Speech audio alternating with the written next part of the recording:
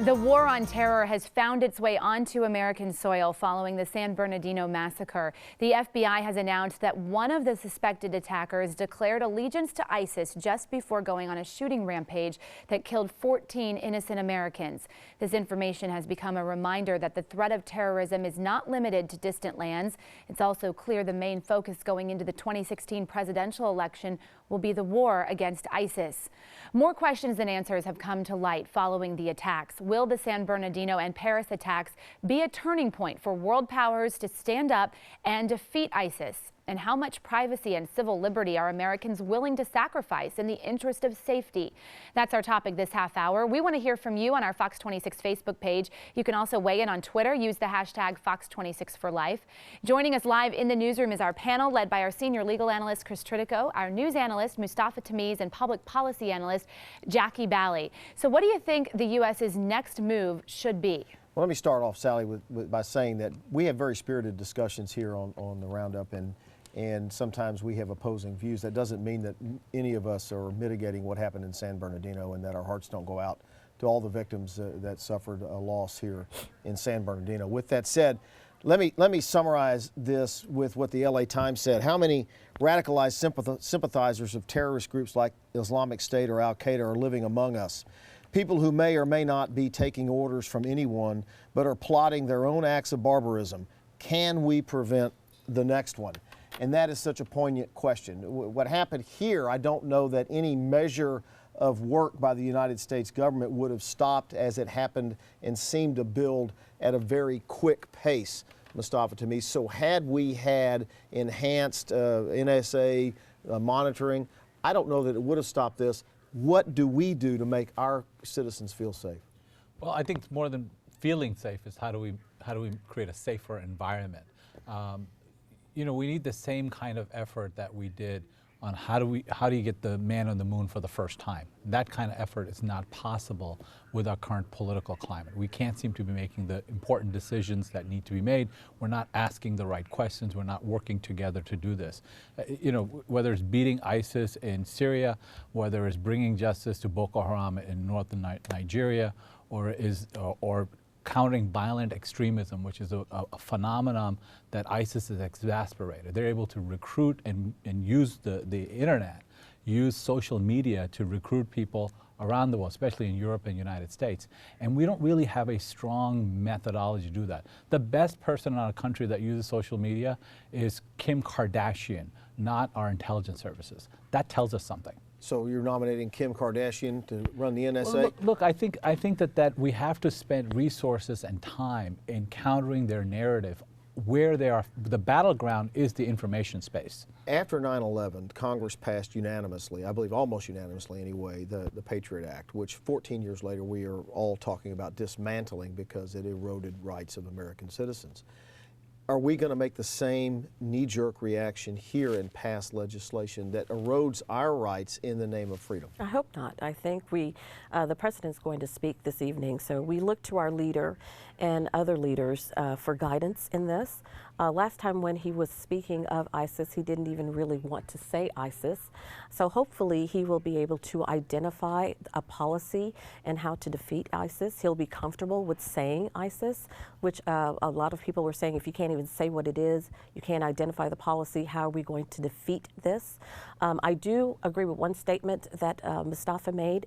Social media is a key, and I think that a lot of the people who are trying to protect us need to defeat ISIS, because they are using social media and other means to recruit from within the United States. And I think it goes back to the discussion we had last time about vetting properly a lot of people who are coming into this country, because we need to make sure. I think a lot of residents and citizens will feel safer if we had a proper vetting system as people are coming into our country. And to that end, the lady, I can't think of her name, the lady in San Bernardino who's now being credited as the mastermind behind this, came to the United States on what they call a fiancé visa, which has been used for years when somebody gets engaged to a foreign national. They bring them here on a fiancé visa. Donald Trump and others are saying they want to end that program completely.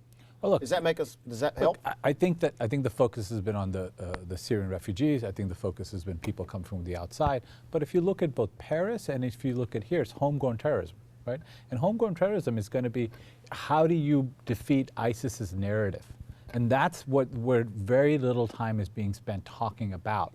We talk a lot about how do we drop bombs, we talk a lot about how do we close our borders, but if it's homegrown terrorism, then what are you going to do? But I don't know how you can claim this as home. Look, I represented Timothy McVeigh in the Oklahoma City bombing. That was homegrown terrorism. This is a foreign national who came here on a visa, has been here less than 2 years, who attacked the country. That's not homegrown terrorism. No, the person that she was with was born and raised in the United States. Okay, I disagree with what he's saying. I don't think it's homegrown terrorism in this particular situation. In this instance, right. And I do believe that securing our borders, which is what I said last week, and I'll say it again, I do believe that is something that we need to continue to tackle because our president and current administration, they don't have that same mind. She didn't cross the river from Mexico. She came in on a visa.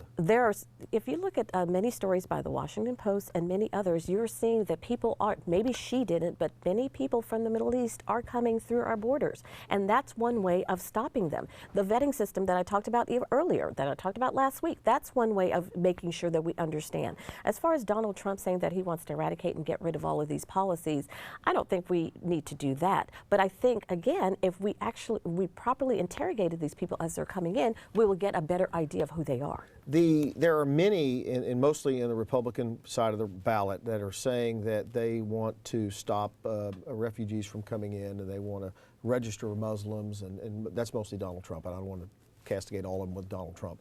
But doesn't that hurt our ability to end this problem by continuing to drive a wedge between the Muslim community and the non-Muslim community? Well, that's not, you can't just say anymore that's just Donald Trump. I mean, he's leading in the Republican primary by 20 points, so he represents a viewpoint of a large well, number my point of was people. I didn't want to put his words in somebody else's I understand, mouth. but I understand, but I'm saying that it's not just a guy out Right. there, random person out there who's saying that happens to be Republican. This But is do you somebody agree who's with 100% of what the president says? You've disagreed It's with not some a- of his it's not a- policies. look, You've said so. like, Just it's because not a- Donald Trump if you leads let by me 20 speak, points if you- doesn't if mean you- that all Republicans if believe you- everything that he says. If you let me speak, I'll explain. Okay. I think the challenge is that what we're trying to do is make political points on very complicated issues. We're trying to use something and twist it as a bullet to attack our opponent politically rather than come up with solutions of our time. And fixing this and tackling this issue will require the United States of America being unified to do so. Okay, now we're out of time, so you can answer that point. Well, my point is that I don't believe that everything that one person that's leading in a poll in a particular party means that every word that that person says we believe in. I think Donald Trump resonates with a majority of residents, Democrat and Republicans, because he's been speaking on immigration from day one, which is something that's been troubling. And as much as we don't want to believe this, that's behind a lot of this. We need to make sure that the vetting system and our immigration policies are strict. All right, we're going to have to leave it right there. I got to say a quick happy birthday to my wife. She's much older than me, 2 weeks. So she's an old lady today, and I'm still a young guy. Happy birthday, Debbie. We love her. We'll be Thank back you. next Happy week. birthday, Debbie. We'll be back next week, wrapping up the hottest stories of the week. All right.